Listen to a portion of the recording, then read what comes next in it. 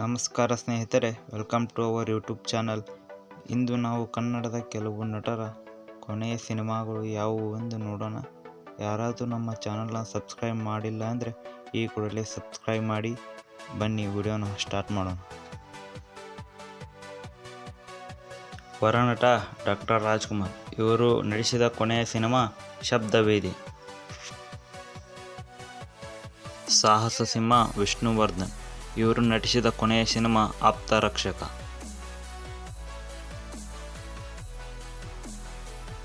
ನಟಿ ಸೌಂದರ್ಯ ಇವರು ನಟಿಸಿದ ಕೊನೆಯ ಸಿನಿಮಾ ಆಪ್ತಮಿತ್ರ. ಕರಾಟೆ ಕಿಂಗ್ ಶಂಕರ್ ನಾಗ್ ಇವರು ನಟಿಸಿದ ಕೊನೆಯ ಸಿನಿಮಾ ಸುಂದರಕಾಂಡ. ಸಂಚಾರಿ ವಿಜಯ್ ಇವರು ನಟಿಸಿದ ಕೊನೆಯ ಸಿನಿಮಾ ತಳೆದಂಡ. ರೆಬೆಲ್ ಸ್ಟಾರ್ ಅಂಬರೀಷ್ ಇವರು ನಟಿಸಿದ ಕೊನೆಯ ಸಿನಿಮಾ ಅಂಬಿ ನಿಂಗೆ ವಯಸ್ಸಾಯ್ತು.